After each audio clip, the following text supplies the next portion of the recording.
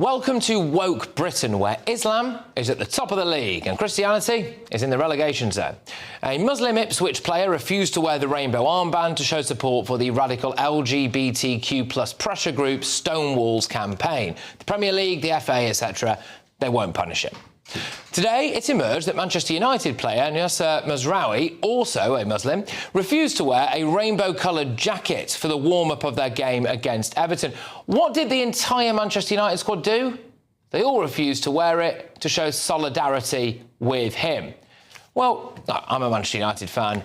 You know, I'm not trying to dig the squad out unnecessarily here, but the fact is they picked Islam over the LGBTQ+ community. Well, why? Because the worst thing you can do in British society is offend Islam. But it's a bit odd, because just a couple of years ago, Manchester United's former director of communications was making a big song and dance about how much the club supports LGBTQ. I think we as a club have a proud history of diversity and inclusion, of promoting that, actively promoting it. We're a club open to all nationalities, all creeds, and of course all sexual identities. What happens when you have to pick though, mate? Sky Sports News reported the story, but they didn't name the religion, Islam. What about the rainbow armband controversy? Because that's been going on as well. You've got a development on that, haven't you, today? Yeah, there have been some developments today regarding Manchester United. Now, it's emerged that Manchester United dropped plans for their players before Sunday's game against Everton to come out on the pitch wearing a special Adidas jacket in support of the LGBTQ+ community. Okay. Now, the reason they dropped plans to wear those jackets is because one player said he didn't want to wear the jacket. Why not?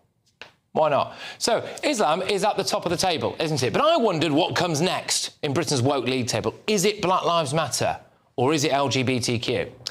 Well, it's LGBTQ over Black Lives Matter, I'm afraid. How do we know this? Well, we've got a perfect example. Crystal Palace and England defender Mark Gay, a black man, actually wore the rainbow armband twice, but wrote something on it that might offend some members of the LGBTQ community. So we'll take the knee. Yay, Black Lives Matter. Not that black guy, because he doesn't have the correct views about LGBT, does he? No, but the Muslim players, who also don't have the right views, they're fine. But this also revealed what's bottom of the league table in the woke league, and it's Christianity, isn't it? What was it that Mark Gay wrote on that rainbow armband? He wrote, "I love Jesus," and then he wrote, "Jesus loves you," during the next fixture. The FA clamped down on him. They said there can be no religious statements during games. Well, look, I would politely argue that the Muslim players were making a religious statement by refusing to take part.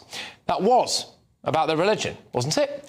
They face no action whatsoever. Mark Gay's father, a Christian church minister, is absolutely spot on when he says, Jesus loved everyone, therefore by saying I love Jesus on his armband, I really don't see what is offensive and what the problem is. The country is a Christian country.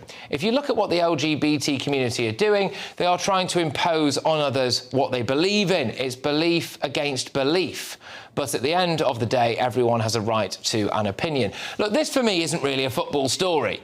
It's a revelation about our entire society. Do not offend Islam at all costs. You must wear the rainbow stuff, otherwise you're a homophobe. Take the knee unless you're a racist, despite Black Lives Matter publishing a Marxist political manifesto. And if you're Christian, with the traditional Christian beliefs, well, frankly, you should probably just shut up and have a very merry Winterval.